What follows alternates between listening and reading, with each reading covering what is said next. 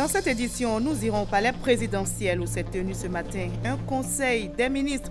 Le conseil a dressé le bilan des manifestations contre la CIE par rapport le gouverneur du district autonome d'Abidjan, Robert Begré-Mambé, a été nommé ministre auprès du président de la République chargé de l'organisation des Jeux de la francophonie.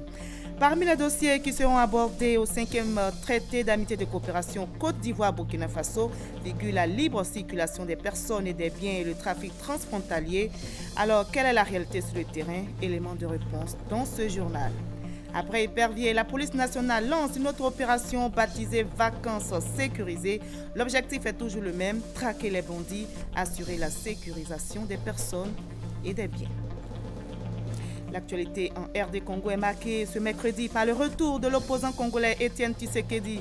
Il est arrivé aujourd'hui à Kinshasa après 2 années passées en Belgique pour des soins. Bonsoir à tous, merci d'avoir choisi RTI 1 pour vous informer. Le Conseil des ministres tenu aujourd'hui au palais présidentiel a dressé le bilan des manifestations contre la CIE. Ces manifestations ont fait 1 mort, 12 blessés et plusieurs interpellations. Par ailleurs, le gouverneur du district d'Abidjan, Robert Begré-Mambé, a été nommé pour 1 an ministre auprès du président de la République chargé de l'organisation des Jeux de la francophonie. C'est un reportage de Viviane Aïmé. Après les violentes manifestations contre les factures de la compagnie ivoirienne d'électricité à Bouaké et dans d'autres villes de l'intérieur du pays, le Conseil des ministres, sous la présidence du chef de l'État, a dressé un bilan des préjudices et a pris des dispositions pour assurer le retour de l'ordre public dans ces différentes localités. Ces manifestations ont visé dans la plupart des localités qui ont été touchées, les locaux des directions régionales de la CIE qui ont été saccagées, pillées dans certains cas, voire même incendiées, et dans d'autres cas des bâtiments administratifs, en particulier à Bouaké. Le bilan à ce jour fait malheureusement état de morts, de 3 militaires et 9 manifestants blessés. Et il faut indiquer qu'il y a eu 42 interpellations à la suite de ces événements. Et ce chiffre, à ce stade, n'est que provisoire puisque les enquêtes se poursuivent pour évaluer complètement le préjudice subi par les uns et les autres et surtout évaluer les responsabilités. Toutes les personnes concernées pourraient effectivement être poursuivies à partir du moment où les faits sont établis, qu'elles ont participé effectivement aux actes de pillage, d'incendie. Des dispositions importantes ont été prises pour la sécurisation des sites et des villes. À Bouaké, seulement 1137 éléments, tous corps confondus, ont été mobilisés. Et pour l'ensemble des autres villes où il y avait des menaces, il a été mobilisé au total 6671 éléments équipés de matériel de maintien de l'ordre. Il est également prévu éventuellement le renforcement de la présence des forces de l'ordre sur tous les sites qui pourraient encore continuer d'être menacés. S'agissant des édifices publics, les évaluations sont en cours pour apprécier complètement les dégâts et le niveau des réparations effectuées, mais des instructions ont été données par le chef de l'État aux ministres concernés pour procéder le plus rapidement possible à la réhabilitation des édifices endommagés. Ce sont des ressources qui étaient prévues pour d'autres types de dépenses ou d'investissements qui malheureusement sont utilisées pour refaire des choses qui avaient déjà été faites. Donc c'est au détriment de tout le monde, c'est au détriment de la société. Et c'est pour cela que ce type de fait, malheureusement, ne peut pas rester impuni. À 1 an désormais des Jeux de la francophonie devant se tenir du 21 au 30 juillet 2017 en Côte d'Ivoire, le gouvernement fait le constat que les préparatifs ont accusé du retard. Le gouverneur Begré-Mambé vient donc d'être désigné pour centraliser toutes les actions en vue de l'organisation. Compte tenu des délais et pour garantir une meilleure coordination et faire en sorte que ces Jeux se tiennent à bonne date, le président de la République a décidé de nommer le gouverneur Begré-Mambé ministre auprès du président de la République chargé de l'organisation des Jeux de la francophonie. Il aura l'unique et l'entière responsabilité des Jeux. Il présidera le comité ministériel déjà mis en place et rendra compte au Premier ministre et au chef de l'État. La Côte d'Ivoire confrontée à une nouvelle menace épidémiologique. Si les Ivoiriens ont échappé à la maladie d'Ebola grâce à l'effort de l'ensemble du gouvernement, avec en tête le président de la République Alassane Ouattara, c'est à présent l'épidémie de la maladie à virus Zika qui menace. Depuis octobre 2015, une épidémie de cette maladie avec une forte incidence négative sur les femmes enceintes qui peut aller jusqu'à la naissance de nouveau-nés avec des microcéphalies. Sévit en Amérique latine et notamment au Brésil où le virus Zika a déjà infecté 1 500 000 personnes.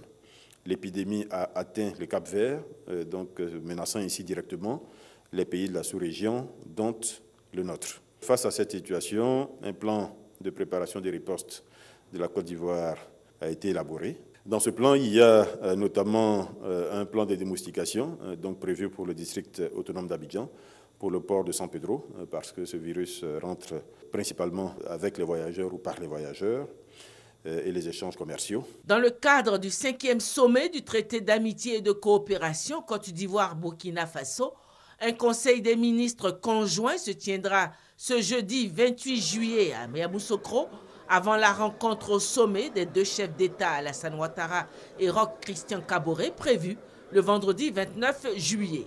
Ce 5e sommet va enregistrer la signature de 11 accords de coopération couvrant différents domaines. Voilà, et les communautés burkinabées et ivoiriennes à Yamoussoukro sont donc mobilisées pour accueillir ce sommet. Les Burkinabés vivant dans la capitale politique ivoirienne ont exprimé leur joie au micro de nos reporters Mahama Traoré et Abou Sanogo. Ce pagne à l'effigie du président de la République du Burkina Faso, Roch Christian Kaboré, est une trouvaille de l'Union des chefs et notables burkinabés en Côte d'Ivoire qui entend ainsi réserver un accueil mémorable à leur président à l'occasion de sa première visite en terre ivoirienne. Tous les chefs du district autonome d'Abidjan seront convoyés à Yamoussoukro. Et il n'y aura pas que les chefs seulement. Nous avons d'autres personnes qui feront partie du convoi et nous serons massivement représentés à Yamoussoukro. La chefferie burkinabé en appelle à la mobilisation de tous. Nous profitons pour appeler nos parents à une mobilisation, à une grande mobilisation en vue de recevoir le président du Faso, qui est le président de tous. Il ne vient pas au nom d'un parti, il vient au nom de toute la population burkinabé. Et la communauté burkinabé de Côte d'Ivoire souhaiterait que les gens sortent massivement, tant à Abidjan qu'à l'intérieur du pays, pour lui réserver un accueil chaleureux. Si l'occasion lui était offerte de rencontrer le président Roch Christian Kaboré, l'Union des chefs et notables burkinabés entend lui faire part des préoccupations de leurs concitoyens vivant en Côte d'Ivoire. Et il s'agit notamment des difficultés liées à la confection des cartes consulaires et la méconnaissance de la loi ivoirienne relative au foncier rural. Et parmi les dossiers qui seront abordés à ce 5e TAC, c'est-à-dire le traité d'amitié et de coopération, figure la libre circulation des personnes et des biens et le trafic transfrontalier. Mais quelle est la réalité sur le terrain? Nos reporters Mahama Traoré et Alvorassa ont fait une incursion dans l'univers des compagnies de transport assurant la liaison terrestre entre le Burkina et la Côte d'Ivoire. Yamoussoukro, capitale politique et administrative de la Côte d'Ivoire. Le nombre élevé de ressortissants burkinabés dans cette cité et sa banlieue, ajouté à sa position géographique, font d'elle une place stratégique pour les compagnies de transport routier de Burkina Faso desservant la Côte d'Ivoire. Pour preuve, 4 compagnies de transport du Faso exercent à la gare routière de Yamoussoukro. Mais en cette période de vacances, ce n'est pas la grande affluence. Ici, le voyage s'effectue en saison. Actuellement, comme c'est la saison pluvieuse, nous n'avons pas assez de passagers. Donc, vers la traite, au moment où le cacao sort, nous avons plus de passagers. Quelle que soit la saison, certaines compagnies posent des conditions strictes aux voyageurs avant de les embarquer. Il y va, selon elle, du bon déroulement du voyage. On ne prend jamais un passager dans le car sans pièces. Tous les passagers qui montent dans le car ont toutes leurs pièces, soit un passeport ou bien une pièce d'identité. D'autres responsables de compagnie ont avoué ne pas observer de telles exigences. Question d'assurer leur chiffre d'affaires. Ce, au risque pour leur cas de subir de nombreux désagréments lors du trajet. Le problème des pièces d'identité est très complexe parce que vous avez une vague de gens qui sont arrivés là au moment où on ne demande pas de pièces. Et il y a ceux qui sont nés aussi ici, dans des campements mais sans état civil. Cette situation favorise des phénomènes tels le trafic illicite, la traite transfrontalière des enfants. Pour y mettre fin, Maxime Yabré en appelle à une franche collaboration des transporteurs. Nous sommes dans une situation actuelle où la sécurité, la sous-zone est primordiale. Il faudrait que quand vous transportez quelqu'un, vous ayez son identité. Je crois que c'est la meilleure façon d'éradiquer le phénomène. Du côté ivoirien, comme burkinabé, la volonté politique est déjà palpable. L'on note ainsi l'existence d'un accord de coopération en matière de lutte contre la traite transfrontalière des enfants et d'un protocole portant création du comité conjoint de suivi de la fluidité routière et de la libre circulation des personnes et des biens. Tous ces mécanismes seront revus par les gouvernements des deux pays à la faveur du 5e sommet du traité d'amitié et de coopération qui s'ouvre ce vendredi à Yamoussoukro. Quel regard donc des communautés ivoiriennes et burkinabées sur ce traité d'amitié et de coopération? Le TAC, en tout cas, est salué par les deux communautés. Les burkinabés, par exemple, vivant en Côte d'Ivoire, voient en ce traité la consolidation des relations entre les deux pays. Ils ont aussi exprimé leurs attentes. C'était dans ce reportage signé Eugène Atoubi. Au lendemain de l'ouverture à Yamoussoukro du 5e traité d'amitié et de coopération entre la Côte d'Ivoire et le Burkina Faso, les populations de la cité du Bélier meublent comme tous les jours leur quotidien. Ici au quartier du Labougou, la communauté burkinabé est rassemblée. Hommes et femmes, en ce mardi, expriment leur solidarité à un des leurs frappés par le malheur. Pour autant, la tenue du TAC à Yamoussoukro, l'événement majeur durant toute cette semaine, reste pour eux évocatrice d'espoir et d'attentes légitimes. Moi, je souhaite que le président Burkina, Côte d'Ivoire, ensemble, nous aussi qui sommes ici, là, on va vite en paix. Il va y avoir une sorte de pont entre les deux pays. Les échanges dans le commerce, ça va se faire très bien. La libre circulation, tant prônée par les chefs d'État, va se concrétiser. Ensemble, donc la Côte d'Ivoire et Burkina, il n'y a pas de différence. Nous tous, on a la même chose. Tu es en Côte d'Ivoire, c'est comme tu es au Burkina. Tu es au Burkina, c'est comme tu es en Côte d'Ivoire. Pour l'accueil des hautes autorités du Burkina Faso, les illustres hôtes de la Côte d'Ivoire, attendus dans la capitale politique, la communauté burkinabé est mise à contribution. Au nom de la solidarité et de la fraternité entre burkinabés et ivoiriens, l'équipe du district autonome de Yamoussoukro et celle du consulat de Burkina affinent les préparatifs de l'accueil. Le traité d'amitié et de coopération entre les deux pays, une affaire commune mais aussi une histoire d'amour qui va au-delà du cadre politique pour servir la cause des peuples ivoiriens et burkinabés. La Côte d'Ivoire et le Burkina sont deux pays frères condamnés à vivre ensemble. Il n'y a pas de raison que des histoires ou des affaires politiques arrivent à diviser les deux peuples. Je pense qu'il serait quand même bon que le gouvernement pense aux Burkinabés résidant en Côte d'Ivoire sur les logements sociaux pour que l'intégration puisse être vraiment totale. Je crois que tous se sont imbriqués. Hein? Il n'y a plus de Burkinabés, il n'y a plus d'Ivoiriens. Tout le monde forme un peuple ici en Côte d'Ivoire.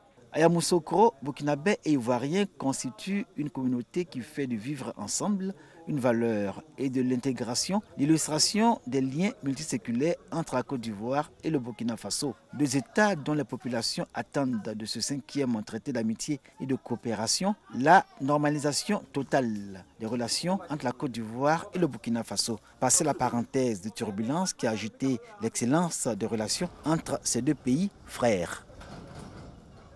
Et voilà tout ce que nous pouvons dire pour l'instant sur les préparatifs de ce TAC 5, le traité d'amitié et de coopération Côte d'Ivoire-Burkina Faso.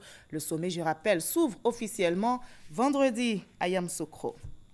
Avant son départ pour Yamoussoukro, le Premier ministre Daniel Kablan-Duncan s'est entretenu hier avec le directeur général du Fonds saoudien pour le développement, Youssef Al-Bassam. Le fonds va soutenir financièrement plusieurs projets en Côte d'Ivoire. Il s'agit de projets d'alimentation en eau potable. Le financement s'élève à plusieurs milliards de francs CFA. Le Fonds saoudien va donc débloquer plus de 12 milliards de francs CFA pour l'hydraulique villageoise. La signature d'accords de prêts et de dons entre l'État ivoirien et le Fonds saoudien de développement a eu lieu hier, nous rapporte Noël Niagno. Une double signature d'accord pour l'eau depuis le 20e étage de l'immeuble Siam. Et bonjour à la réalisation d'infrastructures pour l'alimentation en eau potable depuis le fleuve de la Komoué, de la ville de Bangourou et ses environs. Bénéficiaires, environ 153 000 habitants. Dans les zones rurales seront forées 200 pompes. Motivation de cet appui du Fonds saoudien pour le développement. L'eau, source de vie, est une priorité pour le pays en développement, dit le directeur général de l'institution financière. Montant total du financement comprenant un prêt et un don, 12 296 000 francs CFA. 8 715 millions sous forme de prêts pour une durée de 25 ans assortie d'un délai de grâce de 5 ans avec un taux de 2% sont affectés à l'alimentation en eau potable de la ville d'Abangourou et ses environs. Le don de 3 581 millions de francs CFA est, lui, consacré à la construction de 190 pompes à motricité humaine et 10 à motricité solaire dans les localités rurales. Ces nouveaux appuis à l'État de Côte d'Ivoire portent à 43 milliards la contribution du Fonds saoudien. Les domaines d'intervention sont les routes, l'autoroute Sengrobo-Yamoussoukro, l'O2, l'aménagement et le bitumage de la route Bouna-Doropo frontière Burkina Faso, la construction et l'équipement des établissements d'enseignement technique. La Côte d'Ivoire abrite pour la deuxième fois le tirage de la tombola des pays membres du Conseil de l'Entente. Le dernier tirage en terre ivoirienne remonte à 2011. Cette 22e édition du tirage de la tombola donc dans notre pays a des retombées. Le village de Garango à Boisflé dans la région de la Maraoué va bénéficier d'un centre de santé intégré, nous explique Justine Seydjiki. L'intégration et la coopération ainsi que la lutte contre la pauvreté, leitmotiv des loteries nationales des pays membres du Conseil de l'Entente. En effet, la Côte d'Ivoire, pays hôte du 22e tirage de la tombola tranche commune Entente TCE, bénéficie d'un centre de santé intégré comprenant une maternité entièrement construite par la LONASI, Loterie nationale de Côte d'Ivoire, pour un montant total de 150 millions de francs CFA. La TCE est un ticket à grattage mis en vente une fois dans l'année à la même période à la fois au Bénin, au Burkina Faso, au Niger, au Togo et en Côte d'Ivoire. Le gros lot dont le tirage est prévu le 29 juillet prochain à Abidjan est de 10 millions de francs CFA. Pour la présente édition, en plus du jeu qui sera organisé, d'importants lots de matériel seront remis à certaines structures sanitaires de notre pays. Je voudrais saluer cette belle initiative des loteries nationales de notre espace communautaire et les encourager à œuvrer davantage à la promotion socio-économique et la lutte contre la pauvreté. Si les dirigeants des sociétés de loterie que nous sommes accordons le plus grand intérêt à la TCE, c'est parce qu'elle nous permet, au-delà des considérations commerciales, de donner chaque année un sens réel à la solidarité et au partage entre Africains, conformément à l'idéal d'intégration prôné par nos chefs d'État. La tombola tranche commune Entente a été créée le 31 juillet 1970 à Niamey, au Niger, par les chefs d'État des pays membres du Conseil de l'Entente. Parlons maintenant de vacances scolaires, puisque c'est la période. Comment les élèves et étudiants passent-ils ces vacances? La plupart, en tout cas, ne se tournent pas les pouces. Ils s'occupent en menant des activités génératrices de revenus. Mais quelles sont les raisons qui les poussent à exercer ces métiers pendant les vacances? Ces élèves et étudiants se frottent à tout. Coiffure, fabrication d'attiéké. Bref, les idées ne manquent pas pour avoir un peu d'argent. Voyons cela dans ce reportage signé Aurélia Droukula, Grâce Kando. Sarah vient d'être admise au BEPC. Cette année, pour les vacances scolaires, elle ne veut pas se tourner les pouces dans ce marché chinois dans la commune d'Adjamé. Elle aide à la vente de chaussures. Pendant les vacances, je viens voir les mamans à Djamé ici. Jusqu'à la rentrée, on ne peut pas 150 000, souvent 200 000 souvent aussi. Pendant la rentrée, je prends pour payer mes fournitures, pour soutenir mes besoins aussi. Les élèves qui s'adonnent aux activités lucratives pendant les vacances ont une idée. Donner un coup de pouce aux parents pour l'achat de fournitures scolaires notamment. Fanta, étudiante, est aussi à la tâche pendant ses vacances. Comme je suis en vacances, je viens me débrouiller ici pour que je puisse avoir l'argent de ma scolarité, mes fournitures, puis mon argent de poche aussi. Subvenir à ses besoins sans rien attendre des parents est l'autre raison qui pousse les élèves à exercer des petits métiers de vacances. J'ai passé le bac et attends le résultat. Mais pour ne pas rester à la maison dépendre des parents, je suis venue au marché pour me débrouiller. Avec l'argent que je gagne, je peux subvenir à mes petits besoins. Pourquoi j'achète ma pommade, je peux me tresser, les petites choses qu'une jeune fille peut avoir besoin. Par semaine, je peux gagner 15 000, 20 000. Ça me permet d'acheter les fournitures. Je paie mes chaussures, je me tresse avec. Fabrication d'attiéké, coiffure et cirage de chaussures sont autant d'activités menées par les élèves et étudiants pendant les vacances. Je fais un check-in et je taille. Je fais, quand je finis de taper, que ça sort, je prends et puis je mets ça dans les vents. Quand je mets ça dans les vents, je vois que c'est sec, je lève maintenant, je prends l'autre et puis je renverse ça dedans. Du lundi au samedi, ça me fait 6 000. Donc c'est comme ça que se passe mon travail. Donc c'est dans ça que je fais un peu d'abord pour me débrouiller. Ce n'est pas que aussi mes parents ils dépensent trop sur moi. Des initiatives encouragées par les parents d'élèves. Selon eux, ce type d'action leur permet de se familiariser à la culture entrepreneuriale. J'ai une fille qui est en seconde. Elle travaille en tant qu'assistante dans un restaurant. Ça lui rapporte un petit gain, mais pour moi, ce qui me satisfait, c'est que c'est l'esprit de gestion, la meilleure gestion, comment elle s'organise. Elle apprend à s'organiser. C'est ça qui me plaît dans ce schéma. Elle s'investit dans l'achat de ses fournitures à la rentrée, mais nous, on prend la grande partie. C'est une manière de l'encourager. J'ai ma fille en classe de 5e. Elle vend les gâteaux qu'on appelle les cocos d'or. Et vraiment, à la rentrée, ça l'aide beaucoup. Parce que cet argent-là, j'utilise pour payer certains cahiers. Élèves, étudiants, même en vacances, pas de repos.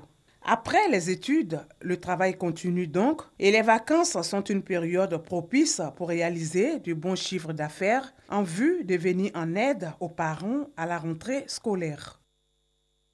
Et le travail continue aussi pour les forces de police. Elles ne se donnent pas de vacances pour assurer la sécurité de ces élèves et étudiants comme bien d'autres personnes. Après Épervier, la direction de la police nationale lance l'opération Vacances sécurisées. L'objectif est toujours le même, traquer les bandits, les hors-la-loi. Le directeur adjoint de la police nationale explique les enjeux de cette mission dans ce reportage signé Serge Koléa. 3000 éléments des forces de l'ordre déployés, 216 véhicules mobilisés, 11 539 personnes interpellées. Parmi elles, 250 dont 10 mineurs déférés, 116 fumoirs détruits, environ 3 tonnes de cannabis ainsi que des armes à feu saisies. C'est le bilan chiffré de l'opération Épervier initiée par la police nationale du 16 mai au 25 juillet en vue de combattre la montée en puissance de la délinquance avec notamment le phénomène des enfants agresseurs appelé microbes. Après l'Épervier, place à l'opération Vacances sécurisées. Nous voici au seuil des grandes vacances. Il était donc important pour la police nationale, sur instruction du directeur général de la police nationale, de réarticuler le dispositif sécuritaire et l'adapter au contexte actuel des grandes vacances. Nous aurons 2 missions essentielles. La lutte contre le grand banditisme et la lutte contre les incivilités sous toutes ses formes. Les Baka qui traversent les ponts de la zone sud à la zone nord, les marchés qui sont installés sur la voie publique, les excès de vitesse, le non-respect des codes de la route, etc., etc. L'opération Vacances sécurisées vise à assurer aux populations des moments de tranquillité, leur permettre de se réapproprier leur quartier et disposer librement de l'espace public. le CCDO, la BAE, la CIRES, la police criminelle, la brigade mondaine, l'URC et toutes les équipes sont prêtes à veiller au respect des consignes de la Direction générale de la police nationale. Voilà, la sécurité renforcée en Côte d'Ivoire réjouit donc plus d'un et ils sont heureux, ces 5 enfants togolais. Ils ont pu regagner leur pays après avoir bénéficié de l'assistance de la première dame Dominique Ouattara. Engagée dans la lutte contre le trafic des enfants, elle a fait remettre à leurs parents ces 5 enfants interceptés le mois dernier au poste frontière de Noé. Témoignage signé Astoutouri. 21 juin 2016, 5 enfants en provenance du Togo interceptés au poste frontière de Noé. Ces enfants de 6 à 16 ans étaient convoyés sur Abidjan pour des travaux divers. Ils viennent de regagner leur pays d'origine après un séjour d'1 mois en Côte d'Ivoire. 30 jours durant, ils ont bénéficié de l'assistance de la première dame Dominique Ouattara. Euphrasie Yao, ministre de la promotion de la femme, de la famille et de la protection de l'enfant, présente à l'aéroport, a tenu au nom de Dominique Ouattara à témoigner l'affection et le réconfort de l'État ivoirien. Nous nous sommes assurés de leur présence sur le territoire ivoirien. Nous avons donné des recommandations, des instructions à nos collaborateurs pour qu'on puisse prendre soin de ces enfants que nous qualifions d'innocents parce qu'ils ne sont pas en âge de travailler. En Côte d'Ivoire, la scolarité est obligatoire de 6 à 16 ans. Et donc, nous avons pensé qu'il était nécessaire qu'on prenne soin de ces enfants, ensuite qu'on puisse les raccompagner chez eux, parce qu'un enfant n'est mieux que dans sa famille. En accord avec le cabinet de la première dame, un représentant de la direction de la protection de l'enfant a été mandaté pour accompagner les enfants à Lomé pour poursuivre le reste de la procédure et s'assurer que les enfants ont été remis à leurs parents biologiques. L'opération a été possible grâce au cabinet de la première dame, au ministère de la Femme, de la Famille et de la Protection de l'Enfant et de l'ambassade du Togo en Côte d'Ivoire. Hors de la Côte d'Ivoire, en RD Congo, l'actualité est marquée ce mercredi par le retour de l'opposant congolais Étienne Tshisekedi. Il est arrivé aujourd'hui à Kinshasa après 2 années passées en Belgique pour des soins. Il a été accueilli par ses partisans à son arrivée, nous explique Kadé Ouattara et Thomas Gessambi. L'opposant Étienne Tshisekedi de retour au bercail. Victime de malaise qui l'a éloigné durant 2 ans de son Congo natal, les militants de l'Union pour la démocratie et le progrès social UDPS, son parti, ne l'ont pas pour autant oublié. La preuve, ils étaient quelques 100 000 personnes à l'accueillir, transformant du coup ce retour en un grand meeting de l'opposition. Des responsables du rassemblement, une plateforme de l'opposition nouvellement créée en Belgique, attendaient au bas de la passerelle. Et les militants disent tous espérer que ce retour amène un dialogue inclusif sous l'égide des Nations Unies. Âgé de 83 ans, Étienne Tshisekedi est encore populaire à Kinshasa et dans plusieurs autres villes du pays. Son retour maintes fois annoncé intervient dans un climat politique très tendu lié aux incertitudes entourant la prochaine présidentielle en RDC. L'opposition soupçonnant le président Joseph Kabila de vouloir se maintenir au pouvoir au-delà du 20 décembre, date de la fin de son mandat. Le reste de l'actualité nous mène en Syrie où au moins 16 personnes ont été tuées dans des frappes aériennes et tirs d'artillerie du régime syrien sur un quartier rebelle d'Alep. Selon l'Organisation des droits de l'homme en Syrie, le bilan pourrait être plus lourd en raison de l'effondrement des bâtiments touchés et des personnes coincées sous les décombres. C'est désormais officiel, Hillary Clinton, ancienne première dame, ancienne sénatrice de New York et ancienne secrétaire d'État, est désormais la candidate du Parti démocrate pour l'élection présidentielle américaine de novembre prochain. Plus de 4700 délégués démocrates l'ont désignée hier lors de la convention du parti. Kadé Ouattara, Gabriel Zani. Elle est devenue, le mardi 26 juillet, la première femme investie par un grand parti pour être candidate à l'élection présidentielle américaine. Hillary Clinton, 68 ans, a été officiellement désignée à Philadelphie par le Parti démocrate comme sa candidate à la Maison-Blanche pour l'élection de novembre. L'ancienne chef de la diplomatie américaine a recueilli le soutien de la majorité des délégués, franchissant le cap des 2382 voix nécessaires pour emporter l'investiture.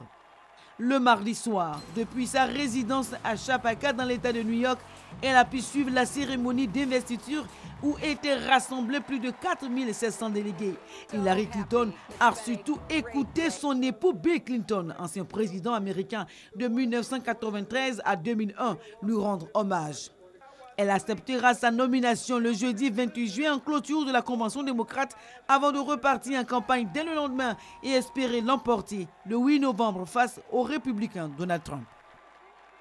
En sport, football ici en Côte d'Ivoire, la 4e journée des matchs de poule de la Ligue africaine des champions a vu la défaite de la SEC face à Zesco United. Un but partout, c'est la 3e défaite pour le représentant ivoirien condamné à remporter ces 2 derniers et match nul, donc un but partout avec son adversaire, la SEC face à son adversaire, et donc la SEC est condamnée à remporter ces 2 derniers matchs. Merci, et je pense que vous l'avez rectifié vous-même. Le Premier ministre Daniel Kablan-Duncan, le Premier ministre burkinabé a foulé aujourd'hui le sol ivoirien. Il est arrivé à Yamoussoukro pour prendre part au 5e traité d'amitié ivoiro-burkinabé qui s'ouvre officiellement vendredi dans la capitale politique ivoirienne. Il a été accueilli à son arrivée par son homologue ivoirien Daniel Kablan-Duncan à Boussanogo. Yamoussoukro accueille dans quelques heures la 5e conférence au sommet du TAC, le traité d'amitié et de coopération Côte d'Ivoire-Burkina Faso. Une rencontre qui intervient 2 années après la tenue de la 4e conférence. Aéroport international de Yamoussoukro. Il était 17h40 quand l'avion Air Burkina transportant le Premier ministre burkinabé Paul Kabatieba s'est posé sur le tarmac. Accueilli par le Premier ministre ivoirien Daniel Kablan-Duncan, le Premier ministre burkinabé a qualifié la 5e conférence au sommet du TAC de rencontre entre frères. Et il se réjouit de l'excellence des relations entre les 2 pays. Je n'ai pas été surpris par la chaleur de l'accueil qu'on va réserver, vraiment qui confirme, si elle en a encore besoin, la qualité exceptionnelle des liens d'amitié qui existent entre la Côte d'Ivoire et le Burkina Faso. Des liens qui, comme vous le savez, tirent leur source de l'histoire, de la géographie et qui nous oblige à vivre ensemble. La communauté burkinabé de Yamoussoukro était à l'aéroport pour souhaiter la bienvenue au Premier ministre burkinabé. Fin de ce 20h, merci à vous tous de votre aimable attention. À 23h, Hamza Diaby prendra le relais pour un nouveau journal.